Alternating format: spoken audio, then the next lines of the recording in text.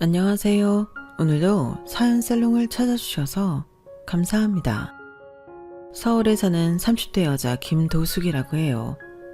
오늘은 저의 짧았던 결혼 생활에 대해 회상하려고 사연살롱의 문을 두드렸어요. 저의 결혼은 이미 20대 때 쫑났거든요.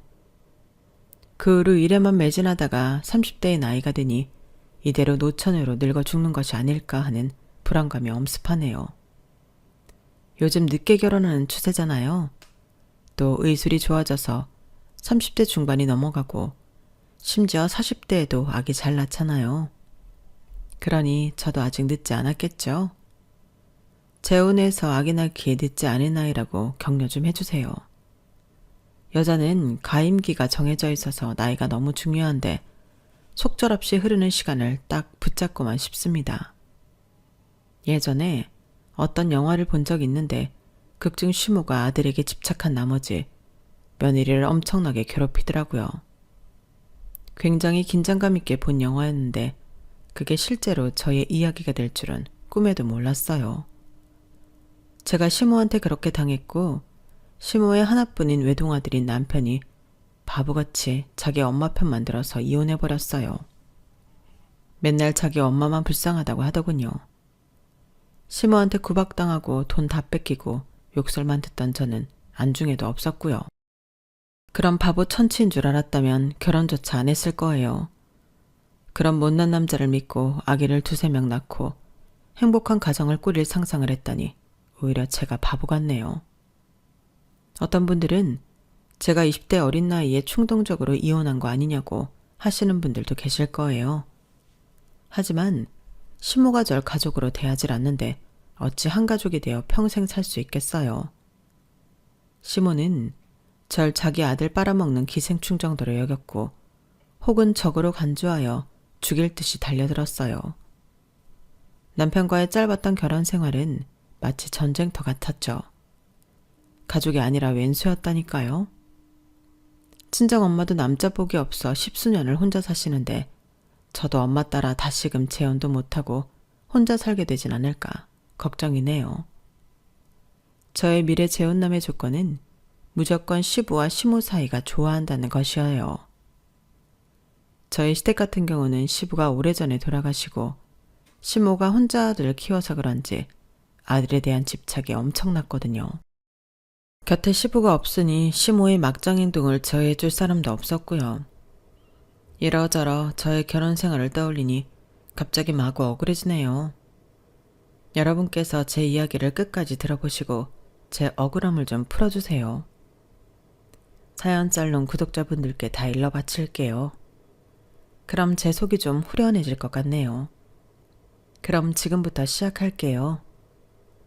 남편은 본인 엄마인 시모가 그렇게 불쌍한 여자라고 항상 안타깝게 바라봤어요. 제가 보기에 하나도 불쌍하지 않고 본인의 욕망을 이기적으로 다 채워가며 살았던 식모인데도 말이죠.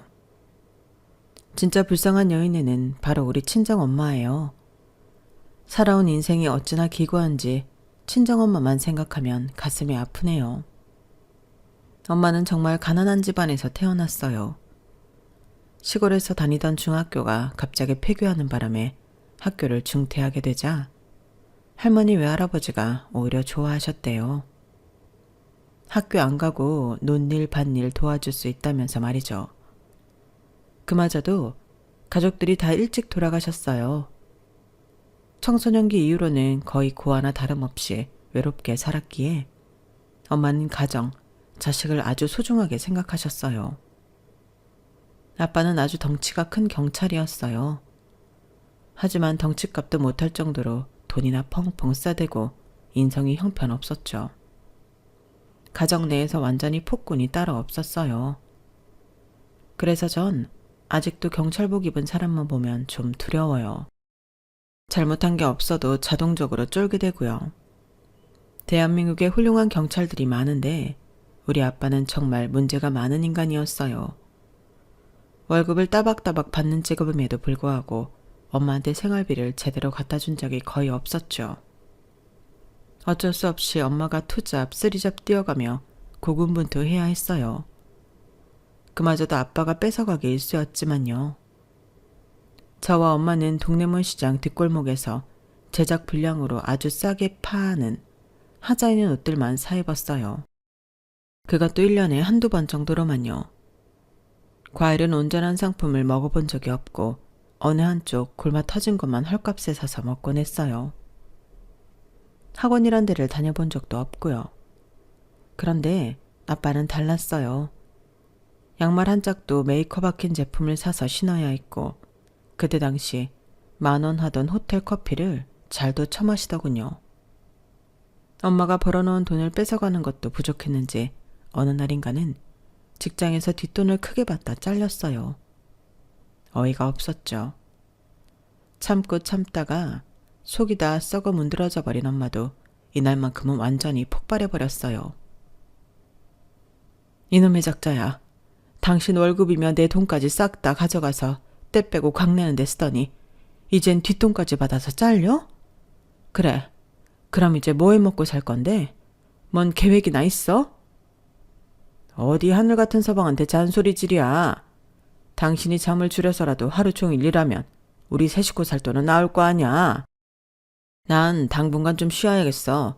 한 번만 더 잔소리에 대면 집안 다 초토화낼 줄 알아. 꼴의 남자라고 자존심 세우는 꼴이라니. 초등학생이었던 저도 속에서 열불이 나더군요. 힘이 없던 엄마는 아빠 말대로 진짜 하루에 3-4시간 자가면서 일했어요. 그래도 가난을 벗어날 수는 없었어요. 정말 늪에서 한 발을 겨우 빼면 다른 한 발이 쑥 들어가는 느낌이었어요. 저도 초등학생이고 어렸지만 자꾸만 침울해가는 우리 가정 환경을 몸소 느낄 수 있었죠. 그런데 엎친 데 덮친 격으로 아직 젊은 엄마에게 몹쓸병이 찾아오고 말았어요. 도수가 너무 놀라지 말고 들어. 암이라는 병 들어봤지? 그것도 단계가 있잖아. 엄마가 위암이래. 근데 수술과 치료만 잘 받으면 살 수 있는 단계래. 그러니 너무 걱정하지 마라 우리 딸. 뭐? 위암? 엄마, 그거 할머니 할아버지들이나 걸리는 병 아니야? 우리 엄마가 왜 암에 걸려? 이게 다 아빠 때문이야. 맨날 엄마를 괴롭히는 아빠 탓에 스트레스 받아서 그런 거라고. 아빠 나빠. 진짜 이 모든 게 다 아빠 탓인 것만 같았어요. 진짜 암적인 존재는 바로 아빠였죠. 실제로 엄마는 그 전부터 아빠에게 이혼을 요구하고 있었지만 절대 들어주지 않았어요. 아마도 엄마를 본인의 돈줄이라고 여기고 있었기 때문이겠죠. 이 상황에서 어린 제가 할 수 있는 건 깨끗한 수돗물 한 잔 떠다 놓고 무릎 꿇고 기도하는 것 뿐이었어요. 세상의 온갖 신에게 손발이 다 되도록 빌고 또 빌었어요. 제발 우리 엄마 좀 살려주세요. 제가 평생토록 엄마 말씀 잘 들으며 좋은 일만 하고 열심히 살게요. 제가 혼자 읊조리며 하던 말을 옆에서 들은 아빠는 이렇게 비아냥댔어요. 야, 그런다고 뭐 죽을 병 걸린 사람이 살아 돌아온다냐? 하긴 네 엄마 죽으면 안 되긴 하지. 대 돈줄이 사라지는 거니깐. 아빠, 어떻게 그런 말을 할 수 있어요? 아빠 진짜 가족 맞아요? 내 아빠 맞냐고요? 악마 아니에요? 아빠한테 버릇없다고 또 한 대 맞았지만 정말 너무 끔찍할 정도로 싫었어요. 아빠가 진짜 악마 같았죠. 그런데 실제로도 악마 같은 짓을 벌이더군요. 엄마가 수술을 마치고 퇴원을 하는 날이었어요. 병원비를 지불해야 하니 집에서 엄마의 체크카드를 챙겨서 나오려고 했어요. 근데 아빠가 절 붙잡더군요. 노수가, 아빠가 너 대신 엄마 퇴원 수속 밟을 테니 넌 병실에 가서 짐 챙기고 엄마 도와라. 병원비랑 내가 다 알아서 정산할게. 전 아빠가 웬일인가 싶었어요. 정신 차리고 큰 수술 마친 엄마한테 드디어 잘해주려나 보다 라고 생각했어요. 그런데 제 예상은 완전히 틀렸죠. 병원 측에서는 병원비 정산이 아직 안 됐다며 퇴원이 안 됐다고 하더라고요. 아빠한테 몇 번이고 연락해봤는데 전화를 받지 않았어요. 무려 몇 시간 동안 연락을 취해봤지만 받지 않았어요. 그때 띠로링 하고 체크카드 사용한 문자가 엄마 폰으로 날아왔어요. 봤더니 엄마 수술비 할 돈으로 어느새 중고차를 결제했더군요. 아빠와 통화를 할 수 없으니 그 중고차 매장을 수소문해서 연락을 취해봤고 중고차를 산 사람이 아빠라는 사실을 알 수 있었어요. 피가 거꾸로 솟는 것 같은 분노를 뒤로하고 일단 엄마 병원비를 해결해야 했어요. 엄마가 일하고 있던 청소회사 대표에게 전화를 해서 간곡히 부탁했죠. 제발 돈 좀 빌려달라고 말이죠. 그래서 어찌저찌 해결하고 힘들게 퇴원할 수 있었네요. 집으로 와서 엄마와 저는 부둥켜 안고 엉엉 울었어요. 엄마도 이런 일이 처음이라 앞으로 어찌 살아야 할지 막막하구나. 우리 딸한테 제일 미안해. 모든 게 다 말야. 엄마가 뭐가 미안해. 아빠가 미친 거지. 앞으로 내가 엄마를 지켜줄게요. 나만 믿어요. 위암 수술한다고 안 그래도 마른 몸이 더 홀쭉해진 엄마가 너무나 불쌍하고 안쓰러웠어요. 엄마의 수술비를 갈취한 아빠는 몇 달 후에 집에 기어들어왔어요. 맨날 술은 왜 그렇게 많이 쳐드시는지 이번에도 고주망태가 되어 딸기코를 하고 들어왔죠. 아빠, 우리 엄마 수술비 어딨어요? 당장 내놔요. 엄마 퇴원도 제대로 못할 뻔했잖아요. 진짜 우리 엄마 죽일 셈이에요? 오늘 기분 좋게 취했는데 웬 망나니 같은 애가 내 기분을 잡쳐? 수술은 내가 하냐? 의사가 하지? 내가 돈 좀 썩기로 써니 네 엄마가 진짜로 죽었냐? 안 죽었잖아. 그럼 된 거 아냐? 에이, 진짜 내 딸도 아닌 게 영 성가스럽게 하네 정말. 재수 없어. 전 방금 들은 말이 대체 무슨 말인지 제 귀를 의심했어요. 옆에서 한숨 푹푹 쉬며 들고 있던 엄마도 아빠의 말 실수에 당황했죠. 여보, 도숙 아빠. 술 취해서 이 양반이 헛소리를 해대네. 일단 얼른 들어가서 잠이나 자요. 잠깐만 엄마. 아빠가 방금 한 말이 대체 무슨 말이야? 내가 진짜 딸이 아니라니. 아빠는 이때다 싶었는지 쭉 말을 이어갔어요. 야, 이 누나. 그러니까 넌 나한테 잘해야 해. 내가 아빠 노릇 해준 덕분에 애비 없는 년이란 소리 안 듣고 잘 자랄 수 있었던 거 아니냐. 다 내 공이라고. 잔뜩 술에 취해 폭탄 발언을 한 아빠는 자러 들어가 버렸고 엄마가 제게 울며 모든 걸 다 말해줬어요. 도수가 일이 이왕 이렇게 된 거 다 말해줄게. 저 인간 네 친아빠 아니다. 네 친아빠는 폐결핵에 걸려 엄마랑 결혼한 지 2년 만에 죽었어. 중매로 결혼했는데 사실 엄마와 결혼할 때도 폐결핵에 걸린 상태였지. 난 그것도 모르고 네 아빠가 사람 착하고 집안 좋은 남자니 믿고 결혼했던 거야. 그런데 네 아빠가 죽자 그쪽 집안에서 널 뺏어가려고 하더구나. 그때 그걸 막아준 게 저 인간이야. 그땐 그래도 정의의 사도 같은 사람이었는데 왜 사람이 이렇게까지 망나니처럼 변해버렸는지 모르겠어. 여튼 널 뺏기지 않기 위해 서둘러 저 인간하고 재혼한 거야. 그 후로 너의 친아빠 집안은 한국의 모든 사업을 접고 미국으로 이민 갔다고 하더구나. 어쨌든 엄마는 우리 딸 뺏기지 않고 내가 키울 수 있다는 점에서 다 괜찮아. 내가 겪은 모든 거 다 감수할 수 있어. 내 인생의 전부인 우리 도숙이가 엄마 곁에 있으니까. 머릿속이 하얘졌어요. 지금껏 내 친아빠라고 믿고 살아왔던 아빠가 내 핏줄이 아니었다니. 그래서 날 그리도 막대했었나 싶었어요. 혼란스럽긴 했지만 차라리 내 진짜 아빠가 아닌 게 다행이었어요. 아빠한테 아무런 미련 없이 도망칠 수 있었으니까요. 엄마, 우리 아빠한테서 도망쳐요. 어차피 방학 기간이기도 하니 몇 달만이라도 도망가자고요. 그렇게 몇 달 도망쳤다가 좀 잠잠해지면 아예 전학절차 밟아서 거기서 살아요.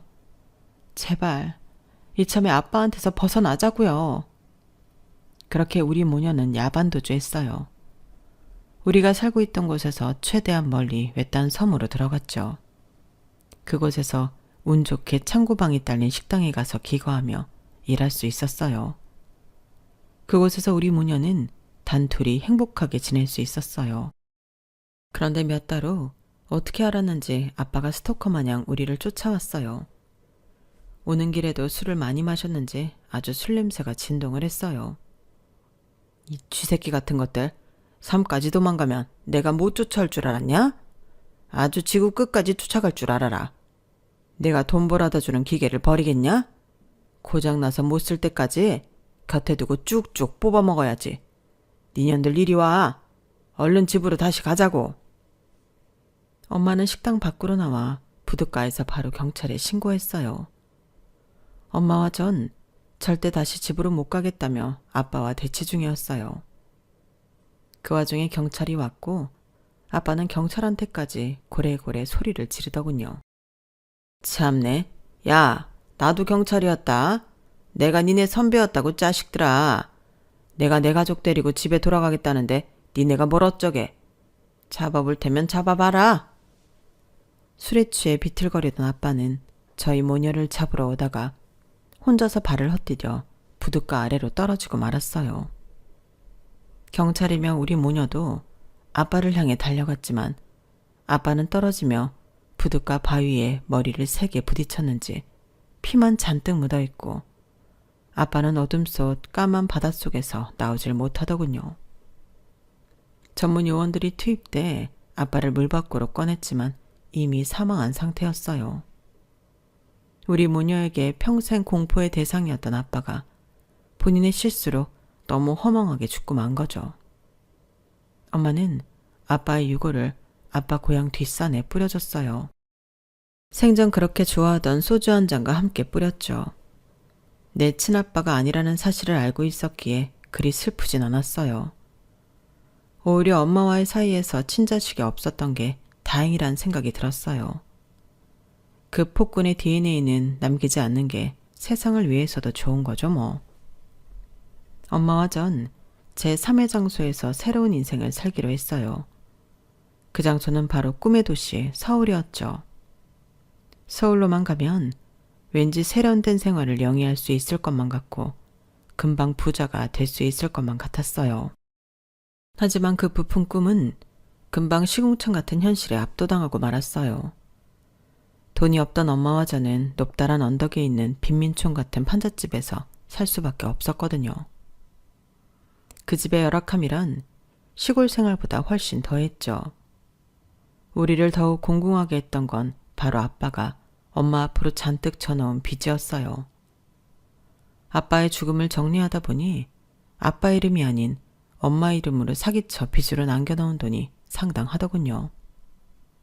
억울했지만 빼도 박도 못하고 엄마가 다 갚아야 할 돈이었어요. 아빠 살아 생존해줘 아빠가 맨날 돈을 뺏어가서 허튼 곳에 쓰는 통에 엄마가 생고생을 다 했는데 죽어서까지 말썽인 인간이었어요. 이런 정망적인 상황에서 저까지 엉망으로 생활하면 엄마가 너무 슬플 것 같더군요. 맘 같아선 알바를 몇 개씩 병행하면서 학교 생활을 하고 싶었지만 엄마가 강하게 만류했어요. 학교 앞 편의점에서 잠깐 알바하는 것 빼고는 공부에 매진했어요. 그러한 노력 끝에 그래도 서울에 있는 사년대 대학에 입학할 수 있었어요. 엄마는 제가 무슨 서울대라도 입학한 것 마냥 기뻐하시더군요. 도수가 이렇게 열악한 환경에서 너 학원 하나를 제대로 못 보내줬는데 서울에 있는 대학에 척하니 붙어줘서 정말 고맙다. 역시 내 딸이 최고야. 내 인생의 보물이라니까? 아, 엄마, 서울대를 합격한 것도 아닌데 뭘 그리 기뻐하세요. 그래도 내가 언젠간 우리 엄마한테 진짜 큰 기쁨, 큰 행운을 안겨드릴 거예요. 이 도수기만 믿으시라고요. 그때는 생각 없이 큰 소리 뻥뻥 친 거였지만 그 약속을 한 10년 정도 후에 타인에 의해서 지켜드릴 수 있었네요. 아, 물론 제 결혼에 의한 행운은 전혀 아니었고요. 어쨌든 전 대학 졸업 후 한 중견기업에 취직할 수 있었어요. 대학을 다니면서도 등록금을 벌기 위해 알바를 3개 이상씩 병행해야 했기에 거창한 스펙을 만들 수는 없었어요. 남들처럼 어학연수를 가는 건 꿈도 못 꿨고요. 그냥 변변치 않은 스펙으로 중견기업 정도 합격한 것에 만족하면서 다녔어요. 그래도 입사 후에 늘 그래왔듯이 정말 성실하게 일했어요. 야근도 스스로 자처하면서 남의 일도 내 일처럼 도맡아 했죠. 그러던 어느 날, 그날도 밤늦게까지 일을 하고 있는데 갑자기 펑 하는 소리와 함께 건물 밖이 엄청나게 환해지더군요. 창밖을 보고 직접 확인하려 했는데 제 눈앞으로 거센 불길이 확 올라오면서 너무 뜨거웠어요. 아마 미층의 어디에선가 뭔가 폭발하면서 불이 난 모양이었어요. 누군가 제 이름을 부르면서 마구 달려왔어요. 도숙씨, 김도숙씨, 얼른 나와요. 지금 아래층에서 크게 불이 났는데 엘리베이터도 먹통이니까 비상 계단으로 탈출해야 할 것 같아요. 같은 회사 다른 부서에서 근무하던 민철진 대리였어요. 민 대리도 그날 야근을 하고 있었던 모양이었죠. 여기 17층인데 어떻게 계단으로 내려가요? 차라리 옥상으로 올라가서 구조를 기다리는 건 어때요? 너무 순식간에 펼쳐진 일이라 저도 너무 당황했고 무서운 마음에 아무 얘기나 짓거렸어요. 민 대리는 제 이야기가 끝나기도 전에 절 들쳐업고 비상 계단으로 내려가기 시작했어요. 한 손으로는 내 목을 잡고 한 손으로는 옷소매로 코와 입을 막고 있어요. 걱정하지 말아요. 내가 최대한 빨리 내려갈 테니. 민 대리는 진짜 17층을 절 업고 내려갔어요. 저도 멀쩡히 뛰어내려갈 수 있는데 왜 그랬는지 이해가 안 됐지만 우린 둘 다 제대로 판단할 여유조차 없었죠. 비상 계단으로 내려갔지만 그곳에도 안 좋은 연기가 자욱했고 1층으로 내려간 민대리와 저는 연기에 질식해 쓰러지고 말았어요. 그 후론 기억이 잘 안 나는데 전 응급실에 실려간 뒤 거의 바로 깨어났다고 해요. 그런데 민대리는 곧바로 깨어나지 못했어요. 다 저 때문인 것 같아 너무 미안했어요. 전 다 회복이 되고도 민대리가 혹시라도 깨어나지 못할까봐 떨려서 그 곁을 벗어나지 못했죠. 곧 민대리의 엄마란 사람이 도착했어요. 누군가에게 이미 상황 설명을 다 들었나 보더군요. 절 보더니 다짜고짜 소리 질렀어요. 네가 김도숙이냐? 네까지 년이 뭐 그리 대단하다고 우리 귀한 외동아들 등에 앞에서 17층을 내려와? 네가 어느 나라 공주라도 되냐? 감히 내 아들을 다 죽게 만들어? 내 외동아들 다치기라도 하면 너 내 손에 죽을 줄 알아. 죄송합니다, 어머님. 민대리님 곧 깨어나실 거예요. 저희 둘 다 너무 급박한 상황에 경황이 없어서 판단이 잘 서질 않았어요. 죄송해요. 민대리 엄마란 사람이 절 진짜 때리려는 걸 주변 사람들이 막아줬어요. 보기만 해도 살벌한 아줌마더군요. 민대리는 천만다행히도 아무 문제 없이 잘 깨어났어요. 우리 회사는 그 빌딩의 2개 층을 빌려 쓰고 있었는데 당연히 다른 빌딩으로 이사를 해야 했어요. 회사 대표님으로부터 위험수당 차원이랄까? 약간의 격려금을 받기도 했어요. 회사 업무가 정상화되고 민대리에게 찾아가 정말 깍듯이 감사의 인사를 했어요. 민대리님, 저 구해주셔서 정말 감사해요. 제 생명의 은인이나 다름없네요. 이 은혜를 뭘로 보답해야 할까요? 말씀만 해주세요. 제가 할 수 있는 건 뭐든지 다 할게요. 민대리는 허허허 웃고는 눈빛을 반짝이며 말했어요. 진짜예요, 도숙씨? 진짜 제가 말만 하면 다 해주는 거예요? 그럼 나랑 만나줘요. 그냥 만나는 거 말고 여자 대 남자로 말이죠. 아, 물론 데이트 비용이나 장소는 제가 정할게요. 시간만 내줘요. 사실 워낙 젊은 직원들이 많은 회사라 그런지 남녀 직원들의 하트 뿅뿅 눈길이 오고 가는 건 익히 알고 있었어요. 하지만 이렇게 매우 갑작스럽게 대시를 받으니 심쿵하더군요. 그래도 내 생명의 은인인 민대리에게 진짜 모든 걸 다 해줄 수 있을 만큼 고마운 마음이 있었기에 오케이 했어요. 키 크고 잘생긴 꼬미남 직원의 데이트 신청을 마다할 이유가 없었죠. 잠시나마 생사의 갈림길을 함께한 사람이라 그런지 진심으로 대하게 되더라고요. 서로 마음이 통했고 그날부로 연인이 되었죠. 남자를 정식으로 사귀어 본 게 처음이었기에 열렬한 첫사랑을 경험했어요. 아직 20대여서 결혼까지 염두에 두진 않았지만 남친은 처음부터 결혼 이야기를 꺼냈죠. 옛날엔 17, 18살에도 결혼들하고 그랬다는데 여자 나이 20대 중후반에 결혼하는 게 뭐가 그리 빠르다는 거야? 우리 엄마도 날 진짜 빨리 낳았다니깐? 게다가 난 벌써 30대에 접어들었잖아. 난 늦게 결혼하고픈 마음 추워도 없어. 우리 도숙이 얼른 업어다가 우리 집에 가둬 놓고 싶은 마음뿐이야. 자기랑 한시도 떨어져 있고 싶지 않다고. 아마 우리 엄마도 자기를 좋아하실 거야. 내 인생을 지금껏 열렬히 지지해 주신 분이니까 외동아들인 나의 행복을 누구보다 빌어주실 거라고. 자기도 예뻐해 주실 게 분명하니까 너무 부담 갖지 말고 조만간 우리 엄마한테 인사 한번 드리러 가자. 남친의 말만 믿고 진짜 부담 없이 남친 엄마를 만나뵈러 갔어요. 남친은 항상 자기 엄마를 아들 때문에 고생만 한 불쌍하고 가여운 여인이라고 칭했거든요. 그 말을 귀에 딱 쥐어앉도록 들으니 진짜 예비 시모에 대한 동정심마저 생기더군요.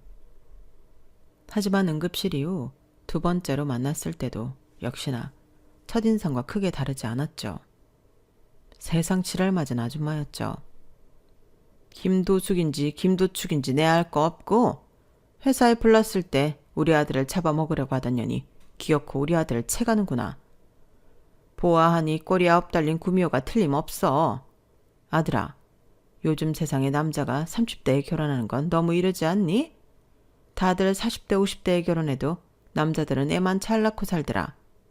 왜 벌써 엄마 곁을 떠나려 하니? 난 우리 외동아들 이렇게 빨리 못 보낸다. 더군다나 저렇게 가난하고 보잘것없는 집안 딸내미한테? 절대 못 보내. 예비 시모는 급기야 울기까지 했어요. 아들을 정말 장가보내기 싫어 죽겠는 모양이었어요. 안 돼, 내 아들. 절대 못 보낸다. 내 눈에 흙이 들어가기 전까지 장가는 안 된다. 전 어찌해야 할 바를 몰라 진땀이 났어요. 남친이 특유의 사람 좋은 웃음으로 잘 수습을 해줬죠. 엄마, 농담이 지나치네요. 남자 나이 30대가 뭐 이런 나이라고요. 도숙이 정말 생활력 강하고 부지런한 여자예요. 진짜 착해서 아마 엄마한테도 잘할 거예요. 그리고 뭐 우린 얼마나 부자인가요? 아빠 일찍 돌아가시고 돈 없기로는 우리도 마찬가지죠 뭐. 엄마가 그렇게 섭섭해 하시면 결혼하고 몇 년간은 엄마 집에서 같이 살게요. 그럼 됐죠? 잉? 전 제 귀를 의심했어요. 저와는 전혀 상의가 안 된 상황이었거든요. 시모집에서 신혼을 시작하다니 전 별로 그러고 싶지 않았어요. 예비 시모가 하도 울어대니 대충 상황을 수습하고 집에 보내고는 남친과 따로 이야기했죠. 왜 신혼을 시댁에서 살아야 해? 그렇게는 못해. 요즘 신혼 전세 대출도 잘 돼 있으니 코딱지만한 집이라도 대충 구할 수는 있잖아. 우리 커플은 최대한 타협했어요. 남친은 결혼 전부터 벌써 예비 시모 편을 엄청 들더라고요. 그때 알아차리고 바로 돌아섰어야 하는데 지금 와서 후회하면 뭐하나요? 에휴. 남친과 타협 후에 신혼집은 예비 시모가 살고 있는 집과 매우 가까운 곳에 아파트로 정했어요. 17평짜리 아주 작은 아파트에 반전세로 시작했어요. 상견례는 일부러 결혼 전에 잠깐 번갯불에 콩 구워 먹듯이 보는 걸로 정했어요. 예비 시모의 지랄맞은 성격을 알기에 우리 엄마 보호 차원에서 말이죠. 그 자리에서도 예비 시모는 진상을 부리더군요. 역시나 엉엉 울면서 말이죠. 누가 보면 상갓집인 줄 알았을 거예요. 아유, 아까운 내 외동아들. 이 귀한 아들을 어찌 보낼꼬. 어이 사돈, 도숙엄마. 우리 귀한 아들 진짜 왕자 대접해줘야 합니다. 보기도 아까운 내 아들. 털끝 하나 건드리면 안 된다고요. 친정엄마는 자존심 다 버리고 딸내미의 선택을 존중해 주시며 예비 시모의 멍멍 개소리를 다 들어주셨어요. 그런 자애로운 친정엄마한테 너무 죄송하더라고요. 예 사돈. 이렇게 귀하디 귀한 외동아들을 사윗감으로 주셔서 감사드린다고요. 아이들만 잘 살면 된 거죠. 전 장모로서 아무런 터치도 안 할 테니 걱정 마세요. 혼수는 제가 임의로써 최대한 신경 써보도록 하겠습니다. 며느리로서 부족하겠지만 우리 도숙이 앞으로 잘 좀 봐주세요. 신경 써봤자 가난뱅이가 명품 브랜드를 뭐 제대로 알기나 하겠어. 뭐 하겠어? 또 눈물이 나오네. 내 팔자야. 이런 집안에 내 아들을 사위로 보내려니 억울해 죽겠네. 예비 시모 우는 꼴이 더 이상 보고 싶지 않아서 제가 나섰어요. 어머님, 곡소리 그만 내시고 얼른 댁에 들어가 보셔요. 엄마, 저희도 이제 집에 가요. 여기 더 앉아있다간 험한 얘기밖에 더 못 듣겠네요. 서둘러 자리를 뜨는 저와 엄마의 뒤통수에 대고 예비 시모가 뭐라 궁시렁궁시렁 욕을 하는 듯 했지만 그냥 무시하고 나와버렸어요. 결혼 후엔 반드시 시모와 심적인 거리를 두고 살아야겠다고 다짐했죠. 하지만 결혼식이 끝나고 신혼여행지에서부터 시모는 찰거머리처럼 따라다니더군요. 아니, 신혼여행에 어머님이 왜 같이 가신다는 거야? 나도 몰랐는데 우리랑 같은 여행 패키지에 들어오셨더라고. 엄마가 여쭤보셔서 내가 패키지 세부 내용을 알려드렸었거든. 이미 결제까지 다 하셨다니까 같이 다녀야지 뭐. 하와이를 처음 가보는 거라 패키지 여행을 선택했는데 시모가 같은 패키지 멤버로 들어왔더군요. 더 환장하겠는 건 뭔지 아세요? 시모가 신혼여행지에서 혼자 무서워서 못 자겠다며 저와 남편이 묵는 방에 베개 들고 들어왔어요. 큰 침대 하나인 방이었는데 기어코 저와 남편 사이에 대자로 뻗어자더군요. 코까지 드르렁드르렁 고는 바람에 시끄러워 제대로 잠도 못 잤네요. 덕분에 우리 커플의 신혼여행 모든 사진엔 시모가 떡하니 자리 잡고 있어요. 나중엔 이혼하면서 그 사진들을 전부 다 찢어버렸네요. 얼굴조차 보기 싫어서 말이죠. 시댁과 우리 신혼집은 한 100m 떨어져 있었는데 거의 한 집에 사는 것 마냥 시모가 항상 우리 집에 와 있었어요. 나중엔 본인 짐을 아예 여행 가방에 잔뜩 실어오더군요. 아니 어머님, 이제 저희 신혼집에 와서 아예 사시려고요? 정식 방은 한 개뿐인 집에서 어디서 주무시려고요? 그리고 저 개털 알레르기 있어요. 강아지까지 데려오면 이 좁은 집에서 어쩌시자는 거예요? 뭐? 이 집 전세금 대출 그거 우리 아들도 같이 갖고 있잖냐? 이 집이 너 혼자만의 것이냐? 내 아들하고 공동명의로 전세 얻었잖아. 그럼 나한테도 집은 있는 거지. 안 그래? 그리고 너 개 알레르기가 있다고? 알았다. 시모는 저의 개털 알레르기를 오히려 반가워하는 눈치였어요. 그리고는 작정한 듯이 그 다음날 개 3마리를 데려오더군요.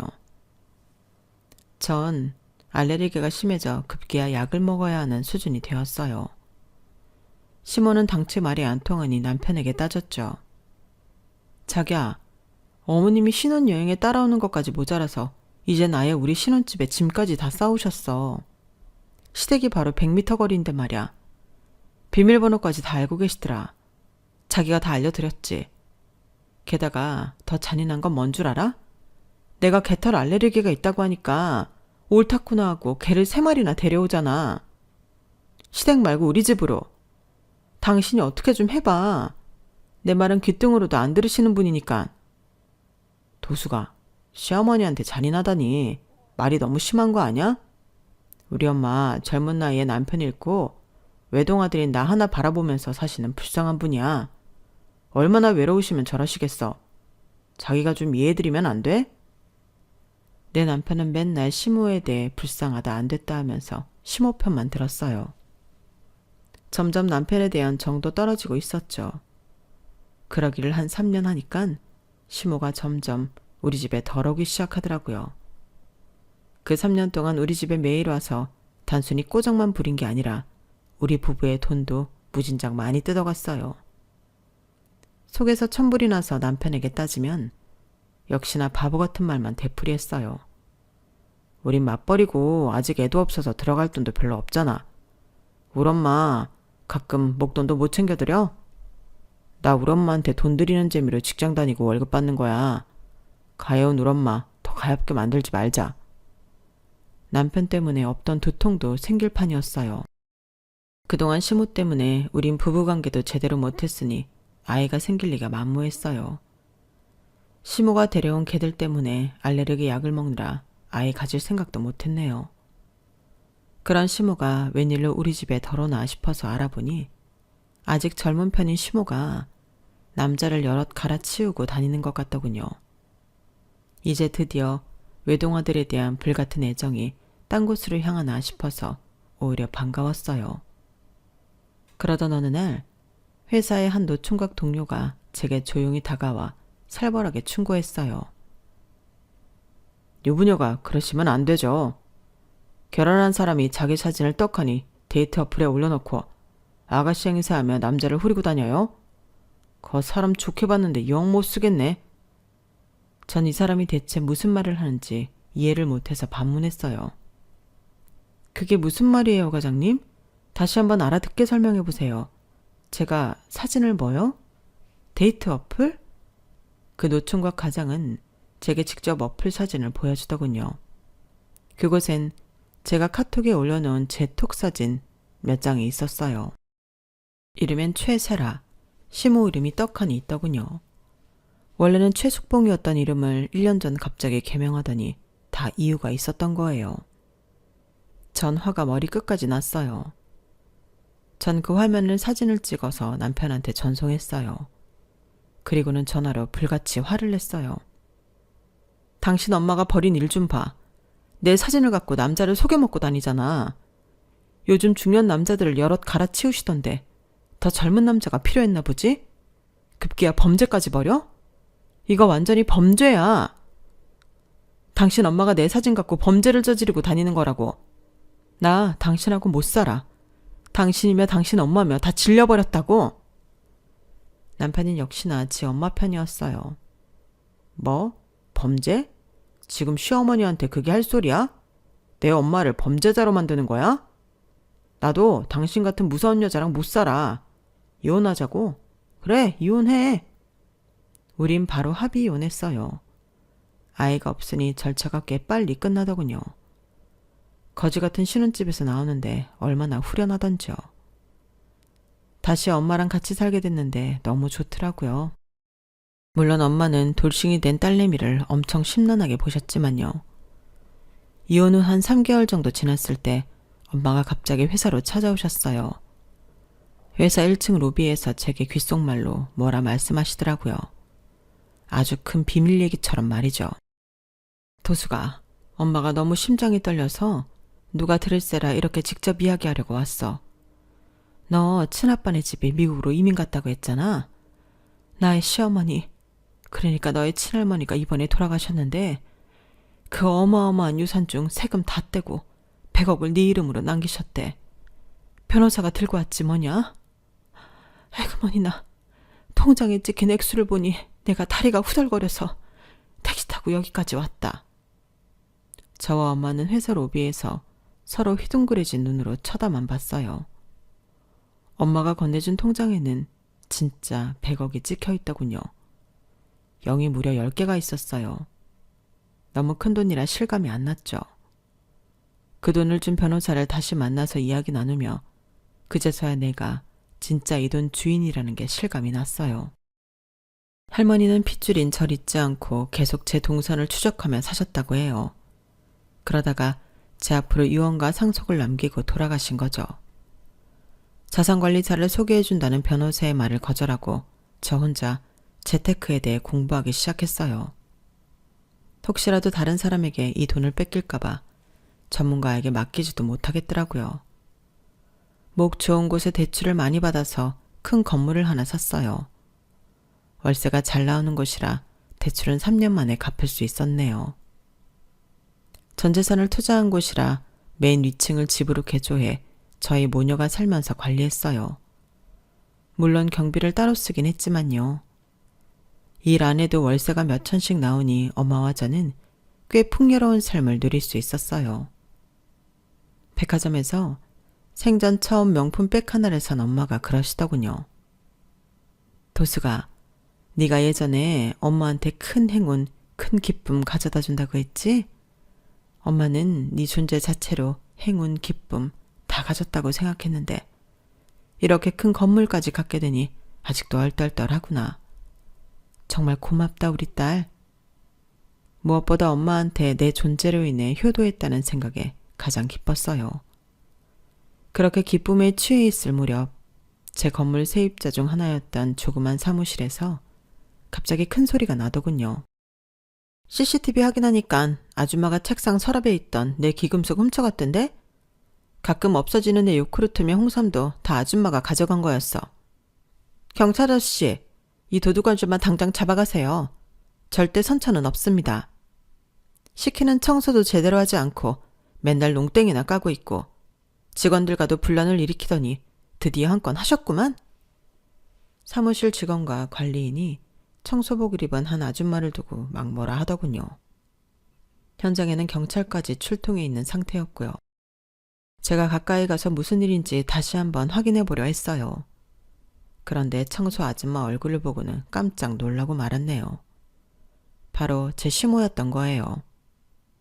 아니 어머님, 여기서 뭐 하세요? 근데 웬 소란인가요? 시모는 제 얼굴을 보고 오히려 큰 소리를 내더군요. 아니 네가 여긴 웬일이냐? 아, 쪽팔리게 시리. 경비는 저한테 뭐라 하는 시모한테 한 소리 했죠. 아줌마, 이 건물 주인분한테 말 조심하세요. 남의 물건 도둑질하다가 들킨 주제에 아직도 말이 많아.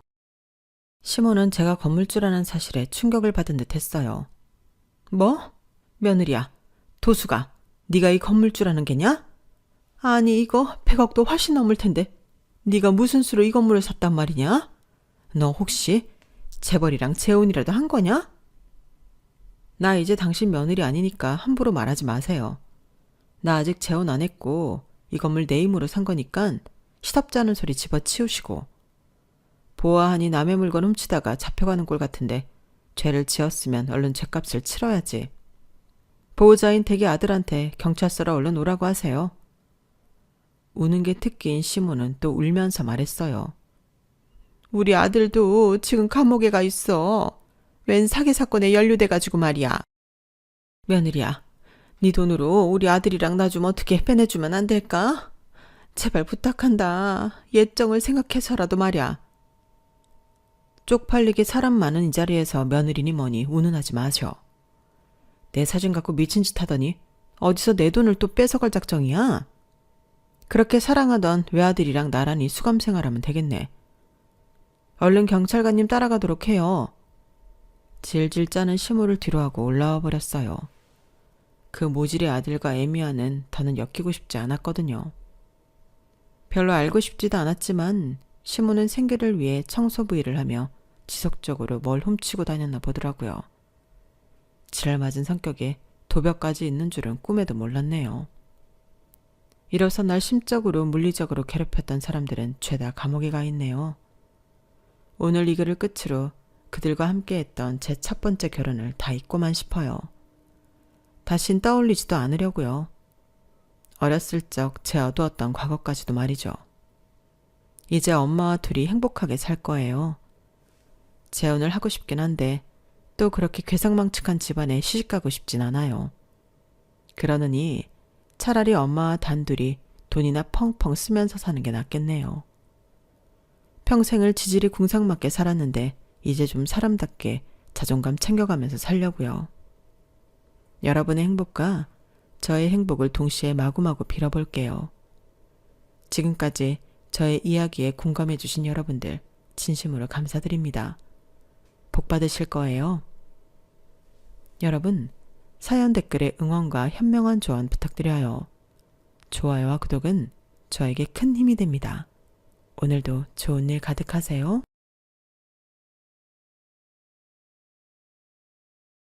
안녕하세요. 오늘도 사연 살롱을 찾아주셔서 감사합니다. 저는 올해로 40이 된 여성입니다. 아직 미혼이고요.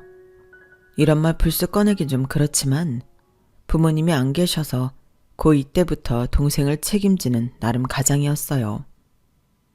동생은 저보다 2살 어린 남자아이인데도 마음이 어리고 눈물이 많아 누나인 제가 신경을 많이 써야 했죠.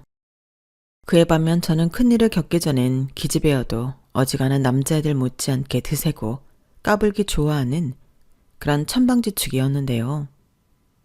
어려운 환경은 천방지축 아이도 철들게 하는 건지 갑작스럽게 닥쳐온 큰 시련 때문에 저는 다른 아이들과 다르게 빨리 어른이 되었어요. 나 하나 책임지기 버거운 나이였지만 동생까지 있으니 현실이 무섭긴 해도 도망칠 순 없겠더라고요. 그리고 제가 나름 그런 어려움 속에서도 길을 잃지 않고 잘 살 수 있었던 건 제 곁에 좋은 어른들이 함께 해주었기 때문이었는데 40이 되어서 그런 걸까요? 앞으로 남은 인생은 어떻게 살아야 할까 생각이 많아졌는데 그러다 저를 다시 살게 해준 그 고마운 분들이 생각나 이렇게 사연을 신청하게 되었어요. 비록 저는 결혼을 하지 않아서 다른 분들처럼 시댁이나 친정 이야기를 할 수 없지만 부디 제 이야기도 끝까지 들어주시길 부탁드립니다. 그럼 지금부터 제가 살아왔던 조금은 잔인하고 특별했던 그날의 이야기를 시작해 볼게요. 저희 가족은 꽤 오랫동안 세 식구였어요. 아빠는 제 나이 7살, 동생 나이 5살에 심장병이 있어 투병 끝에 돌아가셨고 엄마가 홀로 저희 남매를 어렵게 키우셨어요. 사실 아빠가 살아계셨을 때도 형편은 좋지 않았는데 아빠가 아프셔서 형편은 더 어려웠죠. 게다가 빚도 있었기 때문에 엄마는 잠자는 시간을 빼면 늘 일을 하셨는데요. 안타깝게도 저희는 친척도 없어서 그 누구에게도 도움받을 곳이 없었어요. 그래서 엄마는 늘 어린 저희들을 데리고 일을 하시곤 했는데 그게 쉽지가 않았죠. 특히 동생이 많이 어렸기 때문에 더 힘들었는데 그러다 엄마가 도배 일을 하기 시작하셨어요. 누구 엄마한테 도배를 하면 돈 좀 벌 수 있다고 소개를 하셨거든요. 그래서 그때부터는 엄마를 따라 지방도 돌며 지냈는데 운 좋게도 좋은 집주인 할머니를 만나 동생이 초등학교에 들어갈 즈음에는 엄마가 저희 남매를 두고 편하게 일을 할 수 있었어요. 주인 할머니가 1층에 살고 저희가 2층에 새를 들어 살고 있었거든요. 그래서 엄마가 지방에 가는 날에는 2층이 아닌 1층에서 주인 할머니의 보살핌을 받았는데 저희 남매를 참 많이 예뻐해 주셨어요. 오죽하면 제 동생은 할머니를 자기 진짜 할머니라고 생각하는지 어버이날이면 할머니 드릴 카네이션을 꼭 만들었는데 그러면 주인 할머니는 하루 종일 신이 나서 그 종이 카네이션을 가슴에 달고 계셨어요. 그에 반면 저는 그런 손재주도 없고 그런 표현이 낯간지러워 말도 제대로 못했는데 저 역시 마음은 동생과 같았죠. 그러다 제가 중학생이 되었고 처음 교복을 입었을 때는 주인 할머니가 축하한다고 책가방도 사주시곤 했는데 그때 해주신 말씀이 지금도 생생해요. 원래 이런 건 할머니가 사주는 거야. 우리 성경이 이 책가방 메고 학교 열심히 다녀야 한다. 공부 잘해서 이 다음에 엄마 호강시켜줘야지. 네 엄마가 누구 때문에 저 고생을 하고 사는데? 알겠지? 이렇게 말씀하셨는데 정말 친할머니 같더라고요. 그래서 할 수만 있다면 주인 할머니 집에서 오래오래 살고 싶었는데요.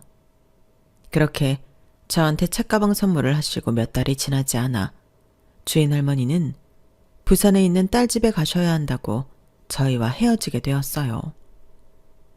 살던 집도 팔았기 때문에 저희도 이사를 가야만 했는데 그래서 할머니와 헤어지던 날은 눈물바다가 따로 없었죠. 특히 제 동생이 엄청 울었어요. 그래서인지 할머니도 발이 떨어지지 않아 동생을 안고 한참을 달래셨는데 할머니가 평상시에도 건강이 그다지 좋진 않으셨거든요. 수술도 2차례 받으시면서 병원에 계시던 날도 있었는데 더는 혼자 계시게 할 수 없다고 판단하셨는지 할머니 자식들이 최대한 가까운 곳에서 함께 지내자고 성화를 부렸다고 하셨어요. 저희 엄마도 그게 맞다고 하셨고요. 그땐 왜 저런 말을 하지? 엄마가 마음에도 없는 소리를 한다고 생각했는데 엄마는 할머니를 위해서라도 그게 맞다고 하더라고요. 아유, 이 이쁜 것들을 앞으로 못 봐서 어쩌노. 선재랑 성경이 할미 없어도 잘 지내야 한다. 엄마 말씀 잘 듣고 속 썩이지 말고 건강하고 공부도 열심히 해야 해. 그래야 멋진 어른이 돼서 우리 다시 만나지. 특히 우리 선재 그만 울고 씩씩하게 지내야 해. 누굴 닮아 저리 마음이 어릴까. 내가 아주 우리 선재가 눈에 밟혀서 발이 떨어지지 않네. 성경이 엄마, 내가 이렇게 집을 팔게 돼서 미안해. 나 때문에 갑자기 이사갈집 구하느라 힘들었지? 우리 애들이 괜히 성화를 부려서 집까지 팔고. 아니에요. 지금까지도 어르신 도움 많이 받았는걸요. 저 어르신 아니었으면 애들이랑 이만큼도 못 살았어요. 다 어르신 덕이에요. 감사합니다. 가셔서 치료 잘 받으시고 꼭 건강하세요. 그리고 이건 얼마 되지 않는데 그동안 감사해서 제가 좀 준비했어요. 아유, 뭘 이런 걸 챙겨. 돈 나갈 때도 많을 텐데. 됐어. 도로 넣어도. 내가 이 돈을 미안해서 어떻게 받나. 그럴 돈 있으면 애들 옷이라도 한 벌씩 사서 입혀.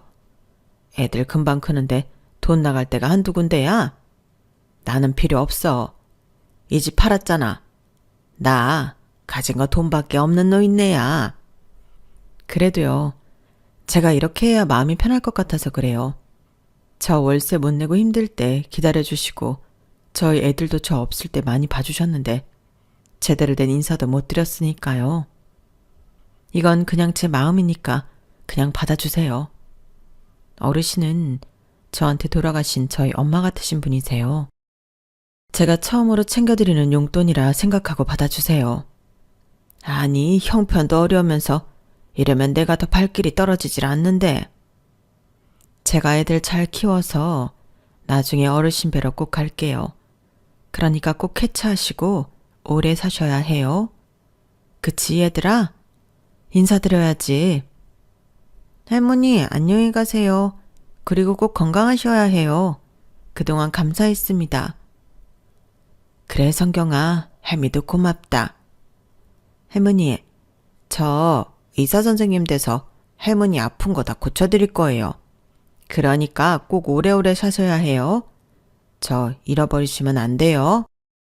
그럼 우리 선재를 할미가 어떻게 있나? 아휴, 이쁜 것들. 할미가 꼭 오래 살아야겠다. 그래야 이 이쁜 것들 다시 만나지. 고마워. 정말 고마워. 성경이 엄마도 몸 조심하고 애들 잘 키워. 아빠 없이 애들 둘이나 키운다는 게 쉽지 않은데 성경이 엄마는 참 대단해. 아유, 뭘요. 닥치면 다 하는 거죠. 애들이 있어서 제가 사는 거죠. 어르신, 늦었어요. 아까부터 아드님이 목 빠지게 기다리시는데 이제 가보셔야죠. 내가 발이 안 떨어져서 그래. 이렇게 헤어지면 또 언제 보나 싶으니까. 그래도 가긴 해야겠지? 우리 강아지들 잘 지내라. 할머니, 안녕히 가세요. 가서 치료 잘 받으시고 건강하셔야 해요. 그래, 그래. 우리 꼭 다시 만나자. 주인 할머니는 아쉬운 얼굴을 하고 그렇게 떨어지지 않는 발걸음을 옮겨 저희와 이별을 하셨어요. 그날 하루 종일 제 동생은 할머니가 보고 싶다고 눈물바람이었는데 엄마도 마음이 울적한지 저 몰래 눈물을 감추더라고요. 그런데 안타깝게도 그렇게 헤어진 할머니는 2년 만에 돌아가셨다는 연락이 왔고 저희는 얼마를 따라 할머니 장례식에 가게 되었는데 마지막 인사를 드릴 때는 어린 마음에도 너무 슬펐죠. 처음으로 가족 같은 따뜻한 분을 만났다고 생각했는데 그렇게 영원한 이별을 하게 되었으니 가족을 잃은 기분이었어요. 그리고 그때까지는 저에게 일어날 비극을 짐작조차 할 수 없었는데 제가 고2, 동생이 중3이 된 어느 가을날 거짓말 같은 소식이 제 인생을 흔들었어요. 저희 엄마가 고층에서 떨어진 무언가에 머리를 맞아 병원에 실려갔다고 학교로 연락이 왔는데 많이 위독하시다고 선생님이 저더러 동생 챙겨서 빨리 병원에 가보라고 하시더라고요. 제 동생은 그때 바로 옆 건물 중학교에 다니고 있었는데 선생님들도 저희 남매의 사정을 모두 알고 계셨기 때문에 한 선생님이 차로 저희 남매를 데리고 병원으로 같이 가주셨어요. 하지만 저희 엄마는 이미 세상을 떠난 뒤였는데 의사 선생님 말씀으로는 출혈이 너무 심해 손도 제대로 써볼 수 있는 상황이 아니었다고 하시더라고요. 그 말을 듣는데 왜 그렇게 무슨 말인지 하나도 모르겠던지 갑자기 멍해지는 것만 같았는데요. 그때였어요. 갑자기 아무 소리도 들리지 않더니 제 몸의 모든 감각이 둔해지면서 정신을 잃었어요. 깨어나 보니 제가 쓰러졌다고 하더라고요. 그리고 동생 보는데 동생 얼굴이 말도 못하겠더라고요. 얼마나 울었던 건지 눈두덩이가 양쪽 다 벌게서 퉁퉁 부어서는 깨어난 저를 보자마자 자기는 누나도 잘못 들은 줄 알고 무서웠다며 아이처럼 엉엉 우는데 모든 게 꿈이었으면 좋겠다고 생각했어요.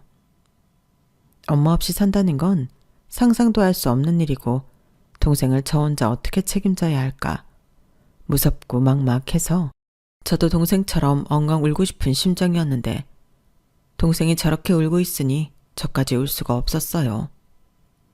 누나, 괜찮아? 뭐야, 누나까지 쓰러지면 어떡해. 나 무서웠단 말이야. 나 혼자 어떡하라고. 내가 얼마나 무서웠는지 알아? 누나 정말 미워. 선재야 미안해. 근데 엄마는 정말 우리 엄마 못 깨어나는 거래? 몰라. 아까 간호사 누나가 어른한테 연락하라고 했는데 우리 연락할 데가 없잖아. 할머니도 돌아가시고 우리 어떡해. 우리 엄마 어떡해. 동생은 그 말을 하고 다시 울기 시작했어요. 평소에도 워낙 마음이 여리고 겁도 많아서 잘 우는데 그날은 동생이 하도 우니까 그러면 안 되는데도 그런 동생이 밉더라고요. 하지만 이제 동생한테는 의지할 곳이 저밖에 없었고 그래서 제가 더 정신을 바짝 차려야 한다고 생각했는데요. 저는 간호사님을 찾아가 저희의 상황을 설명했어요. 그러자 선생님께 대충 이야기를 들었다며 저에게 이것저것 설명을 하기 시작하셨는데 제가 어려서 그런지 경황이 없어 그런 건지 무슨 말인지 하나도 못 알아들었어요. 그리고 그때 저희 남매를 병원에 데리고 온 선생님이 다시 차근차근 설명을 해주셨는데 그러다 다행히 저희 엄마와 같이 일을 한다는 이모들이 뒤늦게 도착해 도와주셨어요. 그 덕에 저는 무사히 저희 엄마 장례식을 치를 수 있었는데 그뿐만이 아니었죠. 복잡한 장례 절차며 3일 내내 저희 남매 곁을 지켜주셨는데 그것도 너무 감사했지만 문제는 생각보다 장례 비용이 많이 나오는 거였어요. 저희가 상조 보험 같은 것이 있을 리가 없었고 친척도 없는데 조문객도 많지 않아 들어온 돈도 별로 없었는데 그때 이미 충분히 도움을 주셨던 이모님들이 장례 비용도 십시일반 모았다며 전부 해결해 주시겠다 하더라고요. 그때는 어찌나 감사한지 눈물이 절로 흘렀는데요. 그 이모들이 저한테는 모두 은인과도 같았어요. 그러다 한 이모님이 저에게 남은 돈이라며 봉투를 하나를 건네주셨고 조심스럽게 이런 말씀을 하셨는데요. 이런 말 나도 정말 곤란하고 오지랖인 거 아는데 니들 돌봐줄 친척이 없다며. 그렇다고 아직 미성년인 너희 둘이 어른도 없이 지낼 수는 없잖아. 너희들 시설에 가는 건 어떠니? 그럼 이모가 한번 알아볼게. 학교는 계속 가야 하잖아. 네? 시설이요? 그 말씀은 고아원 같은 데 말씀하시는 건가요? 그렇지. 아휴, 나도 너만한 딸이 있는데 이런 말 하는 거 정말 힘들다. 마음 같아서는 내가 니들 전부 우리 집에 데리고 가고 싶은데 그럴 상황은 아니고. 이모가 괜한 말해서 혹시 마음 상했니? 아니요, 생각해 볼게요. 신경 써주셔서 감사합니다. 그리고 저희 도와주신 돈은 제가 커서 꼭 갚을게요. 갚긴 뭘 갚아. 됐다. 어른이 그 정도도 못하니? 당연히 해야 하는 일이야. 너는 신경 쓰지 마. 그리고 이거 이모 연락처 적어둔 종이인데 잃어버리지 말고 무슨 일 있거나 도움 필요하면 꼭 연락해. 성경아, 힘들겠지만 우리 마음 단단히 먹자. 아휴, 나 어쩌다 이런 일이 생겼다니. 정말 하늘도 무심하시다. 데려갈 사람이 없어서 네 엄마처럼 착하고 성실한 사람을 데려간다니? 내가 정말 마음이 너무 아파서 밤에 잠도 안 와. 그래도 어쩌겠니? 동생도 있는데 성경이 네가 힘을 내야지. 하늘에서 엄마가 도와주실 거야. 다 잘 될 거니까 성경이 너는 정신 바짝 차리고 살아. 무슨 일 있으면 이모한테 연락하고. 알았지? 꼭이다. 이모님은 마치 자기 일처럼 저희 남매의 일을 안타깝게 생각하셨어요. 그리고 엄마의 장례가 모두 끝나고 그 이후에도 여러 차례 저희에게 먼저 연락하시고 반찬이며 이것저것 챙겨주셨는데 역시나 문제는 저희 거처였어요. 저희가 살던 곳이 월세였는데 월세 낼 돈도 없고 계속 보증금만 까먹고 살 수는 없으니 정말로 시설에 가야 할지 말아야 할지 결정을 하긴 해야겠더라고요. 그런데 이 울보 동생은 또 누나랑 헤어지기라도 하면 어떡하냐고 막무가내로 시설엔 안 가고 싶다고 고집을 부렸는데 참 난감했어요. 저라고 동생이랑 헤어지고 싶은 마음은 눈꽃만큼도 없었으니까요. 하지만 역시 학교를 생각하면 시설밖에는 없는 것 같았는데요. 저도 저지만 저는 동생만큼은 꼭 대학에 보내고 싶었어요. 야, 김선재, 너 누나 말 똑바로 들어. 시설에 간다고 해도 누나는 금방 성인 되니까 너보다 빨리 나올 거야. 그럼 누나가 밖에서 일해서 자리 잡고 너 기다리고 있을 거니까 딱 3년만 참아. 이제 제발 울지 좀 말고 독해지라고. 나도 아는데 마음이 그렇게 안 되는 걸 어떡해. 무섭단 말이야. 나도 무서워. 누나는 뭐 아무렇지 않은 줄 알아? 근데 네가 그렇게 울고 징징거리면 누나도 불안해서 미칠 것 같아. 누나 미안해. 알았어. 이제 꼭 참고 안 울게. 그러니까 누나 화내지 마. 내가 잘못했어. 그럼 이제부터 누나가 하자는 대로 해. 3년이야. 만약 정말로 다른 시설로 가게 돼서 우리 떨어져 지내야 한다고 해도 딱 그때까지만 참고 기다려. 누나가 너 대학 갈 때 돈 만들어 놓고 있을 테니까 아무 걱정하지 말라고. 그럼 누나는 대학 안 가? 대학은 무슨. 야, 누나 공부 못해. 근데 너는 공부 잘하잖아. 그럼 공부 잘하는 애가 대학 가야 하는 거 아니야? 너 의사 되고 싶다며. 그래도. 야, 걱정하지 마. 너도 나 못 믿어? 저는 자신도 없으면서 동생 앞에서 큰 소리를 뻥뻥 쳤어요. 사실 저도 무서워서 더 큰 소리를 쳤던 것 같은데 제가 한 말이 있으니 그 약속을 지켜야 한다는 생각에 매일 골머리를 앓았어요. 그러다 어떻게 소식을 알게 된 건지 예전 돌아가신 주인 할머니의 따님이라는 분이 저희를 찾아오셨는데요.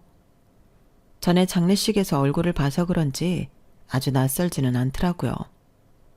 그리고 어쩐지 소중한 가족을 잃었다는 공통점 때문인가 친숙하게도 느껴졌는데 그때 그분이 그러셨어요.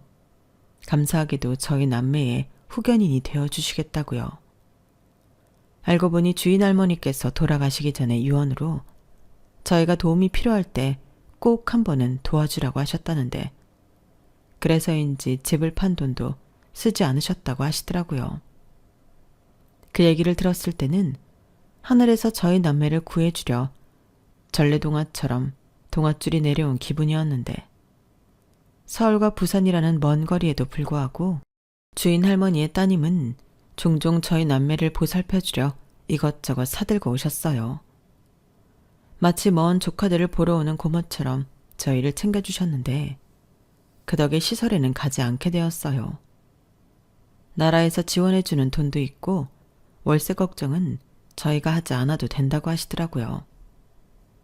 하지만 생활비까지는 저희가 해결해야 했는데 동생을 위한 대학 등록금도 마련해야 했기에 저는 하는 수 없이 학교를 포기하고 일을 하기로 마음먹었어요.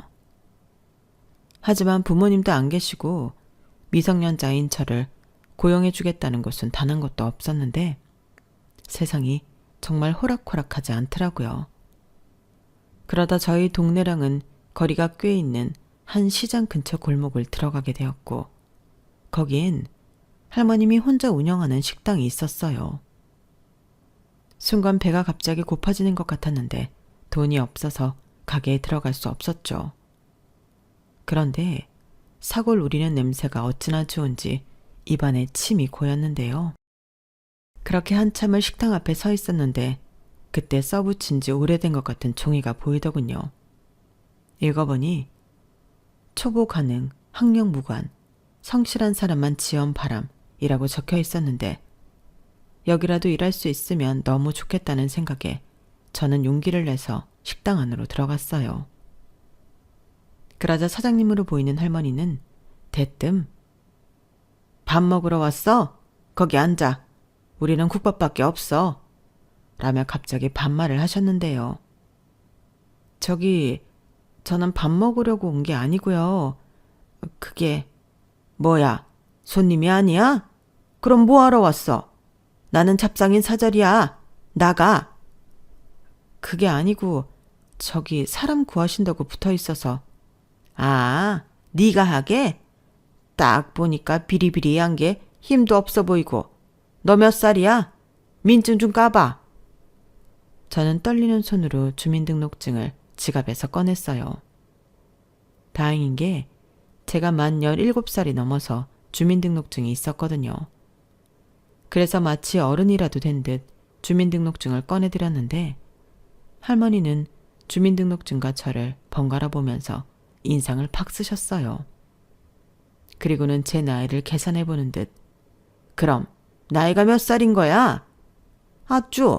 아직 미성년자네? 라고 하셨는데요. 그 말을 듣는데 역시나 여기도 안 되겠구나 싶었죠. 그래서 맞다고 죄송하다고 근데 사정이 좀 있어서 일자리가 꼭 필요하다고 이야기를 하기 시작했는데 할머니는 제 이야기를 꽤나 관심 있다는 듯 들으셨어요.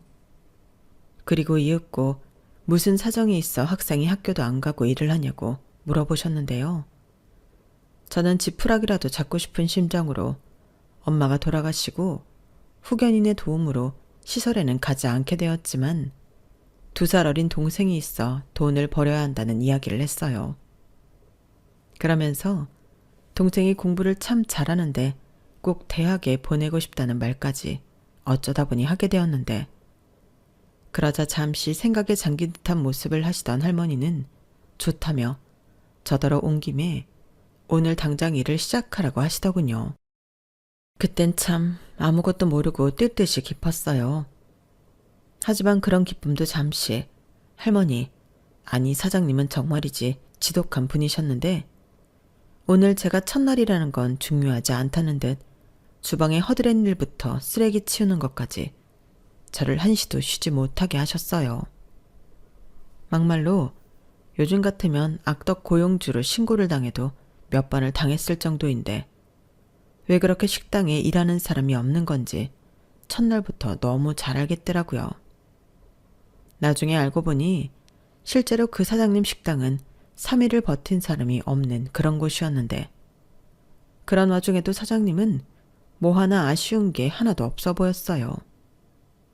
그래도 그 식당이 나름 단골 손님도 꽤 있어 바쁠 때는 엄청 손이 필요한 곳이었는데 그럴 때는 나름 사장님의 영업 방식이 있긴 했죠. 나 바쁘니까 다 먹은 건 여기 앞에다 가져다 놓고 테이블도 닦고 가라. 라며 손님도 막 부려먹는 분이 저희 사장님이셨는데 거기에 말투며 행동은 또 어찌나 쌀쌀맞고 무서운지 단골 손님은 기분이 나쁘지 않은 건가 처음엔 정말 신기했어요. 하지만 단골 손님들은 대수롭지 않은 것처럼 늘 좋은 얼굴로 사장님이 시키는 대로 기꺼이 하고 현금인 손님들은 계산까지 알아서 하고 가셨는데 얼마나 신뢰가 두터우면 저럴 수 있을까 사장님을 알다가도 모르겠더군요. 그런데 식당이라는 곳이 항상 단골만 있는 건 아니잖아요. 당연히 처음 와서 식사를 하는 손님도 계신데 사장님 포스가 얼마나 대단한지 손님들이 자기 돈을 내고 밥을 먹으면서도 그렇게 사장님 눈치를 봤어요. 그런데 거기서도 참 신기한 건 그 와중에도 음식 맛은 좋아서 한 그릇을 싹싹 비우고 가신다는 거였는데 그 맛을 잊지 못하겠다고 다음에 또 오시고 또 오시다 단골이 되더군요. 이거 가지고 가. 내가 손이 너무 커서 너무 많이 만들었네. 지난번에 보니까 이거 좋아하더만. 싫으면 말고. 이런 친데레 모습도 보이곤 하셨는데 그 말은 거짓말인 걸 제가 알거든요. 그날 아침 유독 그 반찬을 많이 했는데 손님이 오자마자 얼씨구나 하고 저더러 한 봉지 싸두라고 말씀하셨어요. 하지만 늘 말씀은 퉁명스럽게 하셨는데 아마도 쑥스러워서 그런 거겠죠. 그리고 저도 직원식 점심으로 그 국밥을 먹었는데 매일 먹어도 질리지 않을 만큼 국밥이 참 맛있었어요. 그리고 일한 지 일주일이 되었을 때 사장님이 처음으로 저에게 칭찬을 해주셨는데요. 말이 칭찬이지 모르는 사람이 들으면 오해할 수 있을 정도로 약간 뉘앙스나 말투는 이상했어요. 너 이리 와봐.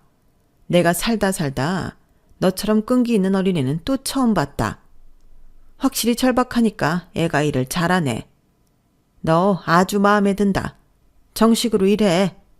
그럼 내가 네 월급은 120만 원으로 쳐줄게. 초과 근무하면 돈 더 줄 테니까 열심히 해. 빼지 말고. 그리고 내가 알아보니까 네가 미성년자라서 부모 동의서인가 뭔가가 필요하다고 하는데 사인해줄 어른은 있냐? 급하진 않은데 너 그거 받아와야 내가 여기서 너 일 시킬 수 있다고 하더라. 라고 하셨는데요. 저는 몸은 힘들어도 일할 곳이 생겨서 어떻게든 사인을 받아오겠다고 말씀드렸어요. 그렇게 저는 고민 끝에 후견인인 부산의 할머니 딸에게 부탁해 사인을 팩스로 받았는데 그 덕에 정식으로 식당 직원이 될 수 있었어요. 그런데요. 전에도 일의 강도가 어마어마했지만 정식 직원이 되고 보니 식당 일이라는 게 정말 힘든 노동이었는데 거기에 구박은 또 어찌나 하시던지 이거 마음에 안 드니까 다시 해라. 이것도 못하냐. 저에게 매일같이 화를 내시는데 그렇게 구박만 받다 보니 성격이 점점 소심해지더라고요. 제가 원래 말도 많고 덤벙거릴지언정 행동이 굼뜨거나 하진 않는데 하도 혼이 나니까 생각하느라 시간이 많이 걸렸거든요. 그럼 또 기다렸다는 듯이 빨리 못하냐고 불호령이 떨어졌는데 여기가 아니면 큰돈을 벌 수 있는 곳이 없다고 생각한 저는 이를 악물고 버틸 수밖에 없었어요. 하지만 그런 저에게도 참기 힘든 일이 있었는데 그건 바로 근무 시간을 사장님 마음대로 한다는 거였어요. 엄연히 약속한 근무 시간이 있는데 사장님은 마치 그런 게 어딨냐는 듯 저를 마구 부려먹더라고요.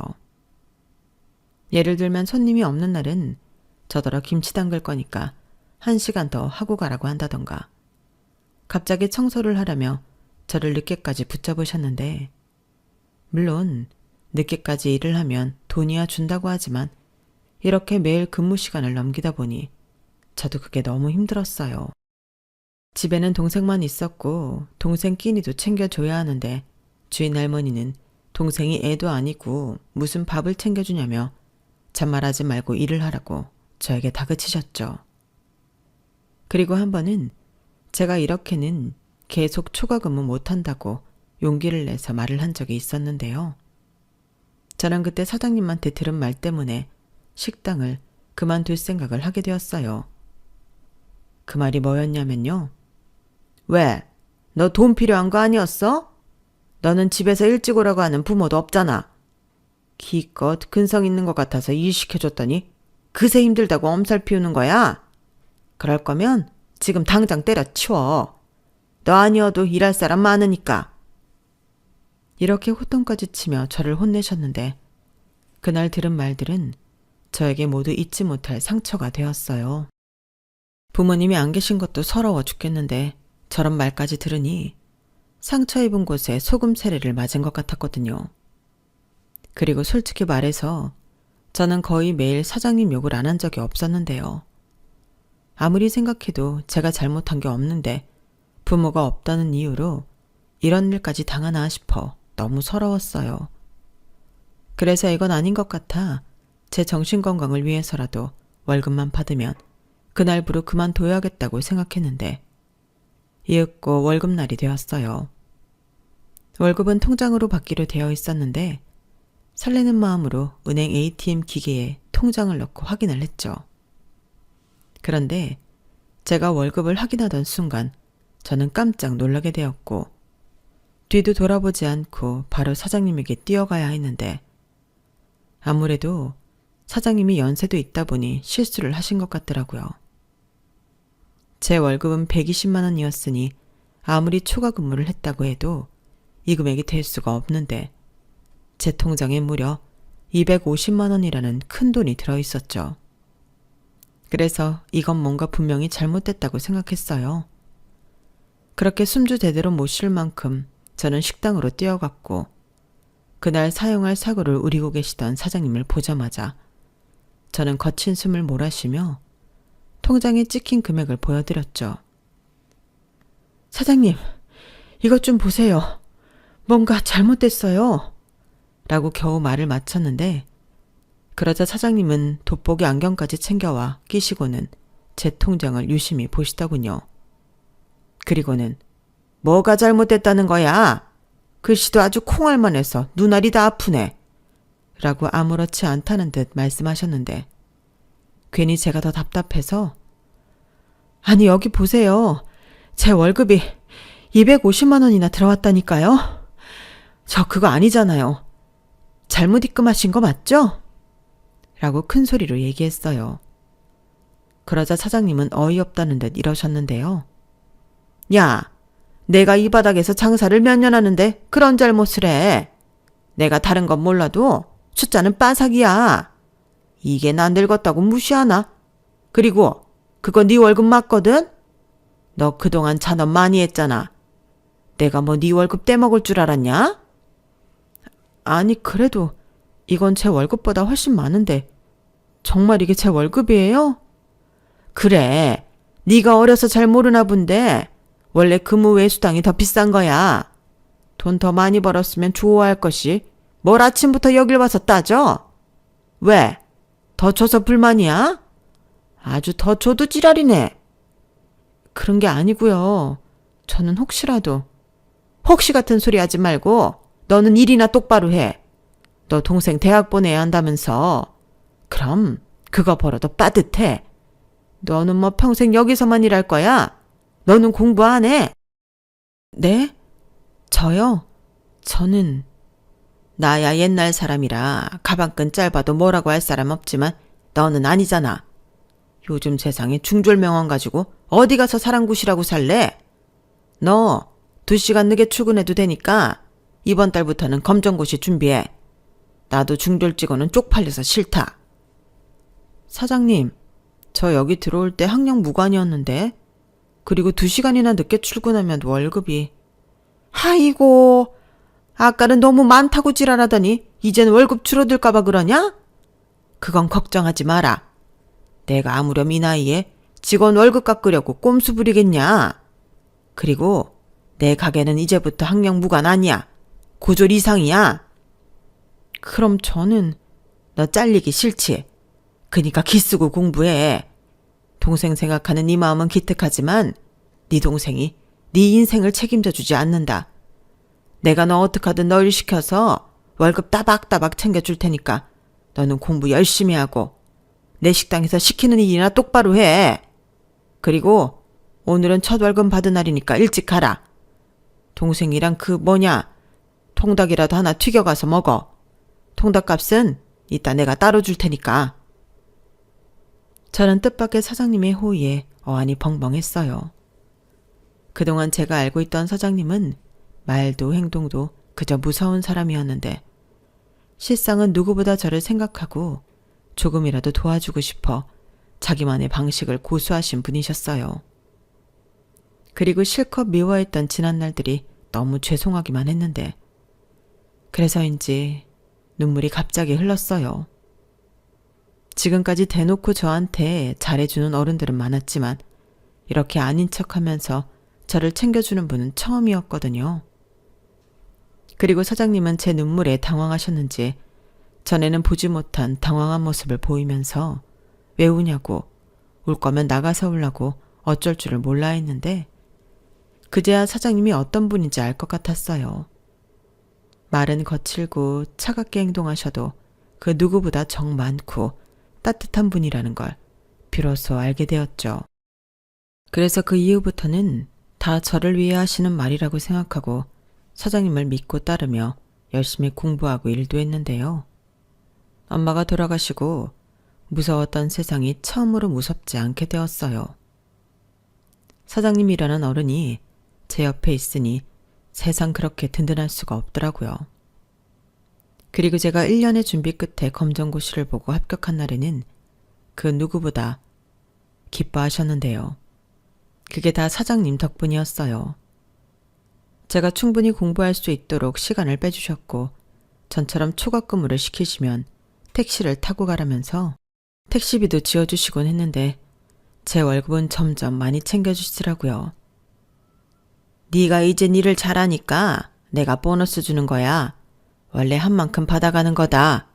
라고 말씀하셨는데 그땐 저도 알고 있었죠. 일부러 조금이라도 더 챙겨주시려 그런다는 걸요. 그래서 저도 이젠 사장님이 먼저 말을 하지 않아도 남아서 일을 자처했고 사장님은 수능 공부해야 하니 저더러 빨리 퇴근하라고 성화를 부리셨는데 어느 순간부터는 상황이 바뀌었더라고요. 저는 일을 더 하겠다. 사장님은 쓸데없는 시간 낭비하지 말고 들어가서 동생 챙기고 공부하라고요. 정말 웃기죠? 그리고 후견인인 할머님 따님도 또 엄마와 함께 일하셨던 이모님도 사장님이 제 옆에 있어 정말 다행이라며 감사 인사를 전하기도 하셨는데 그때부터 알았던 것 같아요. 이 어른들이 저를 무너지지 않고 동생이랑 살 수 있도록 저를 지탱해 주었다는 것을요. 그래서 그때부터는 보답을 하기 위해서 일을 악물었는데 그 결과 동생과 저는 나란히 서울의 이름만 얘기해도 다 아는 명문대에 합격하게 되었어요. 게다가 동생은 장학금을 받으며 의대에 입학했는데 그 덕에 제가 모은 돈은 저의 등록금으로 사용하게 되었죠. 그땐 동생한테도 너무 고마워 동생을 안고 펑펑 울었는데 제가 돈 벌고 공부한다고 동생을 잘 못 돌본 사이 동생은 듬직한 남자가 되어 있었어요. 생각해보니 울기만 하던 동생은 엄마가 돌아가신 이후로 한 번도 울지 않았는데 제가 이를 악물고 버티는 동안 동생도 제 버팀목이 되기 위해 공부에 목숨을 걸었다고 하더라고요. 그래서 자기가 의사가 되어 돈을 많이 벌면 저를 자유롭게 살게 해주고 싶었다고 했는데 그러면서 누나도 꼭 다시 공부할 수 있도록 자기가 해주고 싶었다며 혼자 마음을 많이 썼던 것 같았어요. 그리고 제가 검정고시를 보고 또 자기랑 같이 대학에 입학하니 동생도 너무 잘 됐다며 저를 꽉 안아줬는데 그 품이 어찌나 넓고 따뜻한지 사장님이 남매가 보기 좋다며 용돈도 두둑히 챙겨주셨어요.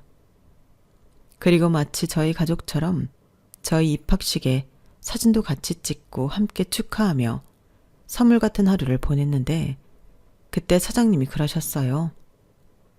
성경아, 이제 너 대학도 갔으니 내 식당엔 그만하라. 너 해고야. 라고 하셨는데 그때 제 심장이 쿵 하고 떨어지는 것 같았어요. 사장님, 저 해고하시는 거예요? 왜요? 왜긴 부담스러우니까 그렇지. 대학생이 왜 내 식당에서 일을 해? 그리고 너 이제 학교 다녀야지. 남들처럼 연애도 좀 하고 예쁘게 꾸미고. 넌 기집애가 그런 거 하고 싶지 않냐? 맨날 옷도 그게 뭐야? 싫어요. 저 사장님 가게에서 일하는 거 좋아한단 말이에요. 연병알, 좋긴 뭐가 좋아? 이제 나도 힘들어서 장사도 쉬엄쉬엄 할 거야. 늦게까지 안 하고 뭐라고 했는데? 아무튼 식당 문 일찍 닫고 나도 놀러 다닐 거다. 거짓말. 사장님이 무슨 놀러를 다녀요. 친구도 없으면서. 원래? 네가 내가 친구가 있는지 없는지 어떻게 알아? 다 알아요. 그리고 이제 사장님 가게 저 없으면 안 돌아가요. 이건 또 무슨 귀신 씨나라 까먹는 소리야. 왜? 왜 내 식당이 너 없다고 안 돌아가냐? 원래 사람이 들어온 자리는 몰라도 나간 자리는 티가 팍 나는 거거든요. 예전처럼 많은 시간을 일하지 못해도 저 저녁 장사는 도와드릴 수 있어요. 저도 돈 벌어야죠. 다음 학비도 그렇고 생활비도 필요하고. 그래서 과외하라고. 싫어요. 이제 공부 지긋지긋해. 대학생이 공부가 지긋지긋하면 어쩌자는 거야? 아무튼 안 돼. 무슨 애가 이렇게 껌딱지 마냥 안 떨어지려고 그래. 사장님, 저희 누나 좀 봐주세요. 저희 누나가 사장님 엄청 좋아해서 그래요. 집에 와서도 하루 종일 사장님 얘기만 하는데 아마 사장님 가게 못 가면 저희 누나 우울증 걸릴걸요? 저도 부탁드려요. 이 남매가 쌍으로 왜 이러나? 그리고 뭐 때문에 내 얘기를 하루 종일 해? 성경이 너 혹시 내 뒷담화 까냐? 비밀이에요. 그러게 저한테 좀 잘해주세요. 저게 진짠가 보네. 나 참. 처음에는 말도 제대로 못하고 덤벙거리기만 하더니 이젠 아주 나를 갖고 놀아요. 내가 너무 잘해줬네. 그래서 싫으세요? 누가 싫대? 아유, 내가 말년에 이게 뭔 짓이야. 아무튼 둘 다 이제 시작이다. 대학 공부 빡시게 하고 취업도 잘해야지. 선재, 너는 의사 된다며? 네, 저 의사 될 거예요. 그러니 사장님은 제가 책임지고 주치되어 드릴 테니 걱정하지 마세요. 듣던 중 든든한 소리네. 내가 늙어서 안 아픈 데가 없거든. 그럼 앞으로 부탁 좀 해. 성경이 너는? 그럼 학교 끝나고 3시간만, 주말엔 쉬고. 알겠냐? 이 이상은 나도 안 돼. 사장님은 참 사람이 물러터졌어요. 말로는 안 된다, 싫다고 하지만 정작 속은 아니었는데 그래서 더 저는 사장님이 좋았어요.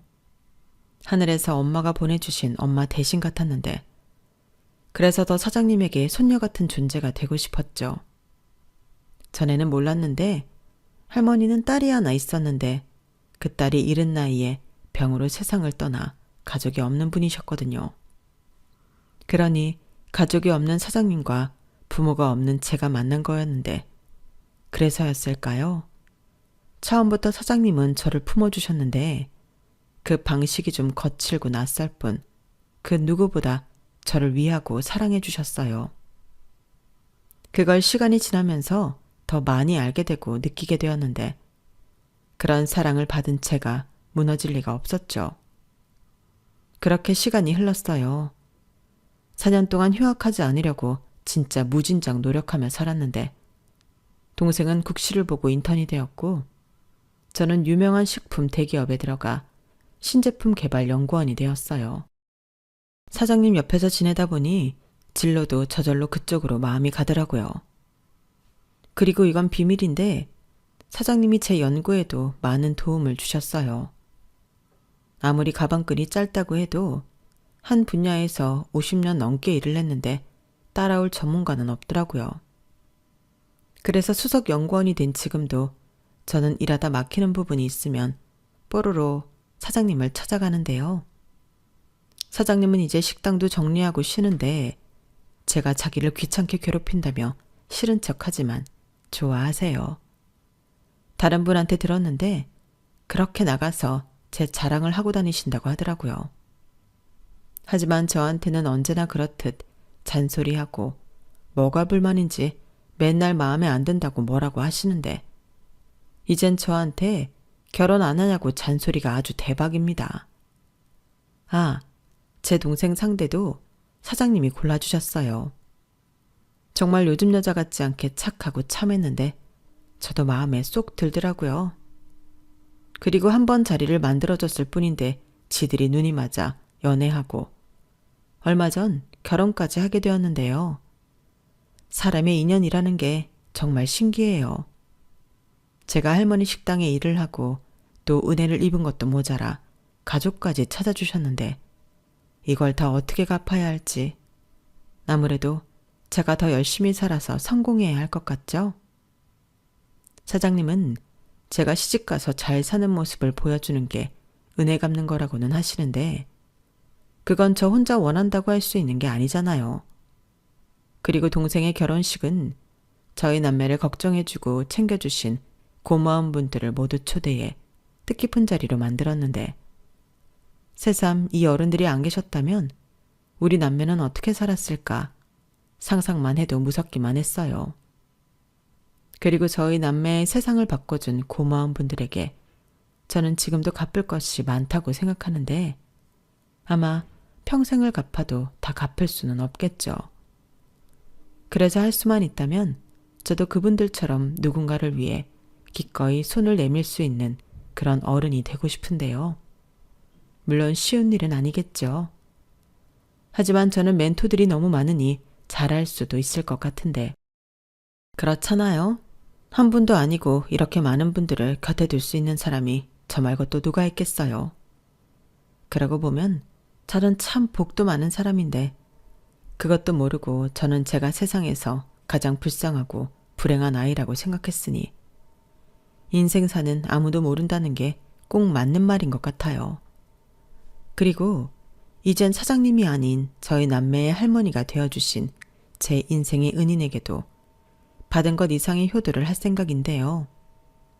다행히 내일 모레 아안을 바라보는 연세에도 저희 할머니는 정정하십니다. 제 동생이 어찌나 세심하게 케어를 하는 건지 할머니 말로는 회춘하고 있는 것 같다고 하셨어요. 그래서 바람이 있다면 저희 할머니가 더 많이 회춘하셔서 저희 남매 곁에 오래오래 계셔줬으면 좋겠는데 혹시 또 모르죠. 제가 늦게나마 제 짝을 만나 할머니가 그토록 바라시는 대로 예쁜 가정을 꾸릴 수 있을지도요. 그러니 앞으로 어떻게 될지 모르는 인생 최선을 다해 감사한 마음으로 살아가도록 하겠습니다. 그리고 끝으로 이 자리를 빌어 저를 다시 살게 해준 고마운 분들께 감사의 뜻을 전하고 싶은데요. 받은 게 너무 많아서 어떻게 다 갚아야 할지 모르겠지만 제가 평생 효도하면서 살 테니 모두 건강하시고 행복하셨으면 좋겠습니다. 행복은 나누면 배가 된다고 하잖아요. 저는 앞으로 더 많이 나누고 더 많이 행복한 사람이 되려고요. 이상 제 사연은 여기까지였어요. 제 사연 어떻게 들으셨는지 모르겠는데 부디 제 마음이 잘 전달되었길 바라보며 제 이야기를 여기서 마치도록 하겠습니다. 지금까지 사연 들어주셔서 대단히 감사드려요. 늘 건강하시고 행복하시길 바라겠습니다. 겨울이 지나면 봄이 오듯 여러분들의 소중한 일상에도 따뜻한 봄이 찾아가길 기원하며 안녕히 계세요. 여러분, 사연 댓글에 응원과 현명한 조언 부탁드려요. 좋아요와 구독은 저에게 큰 힘이 됩니다. 오늘도 좋은 일 가득하세요.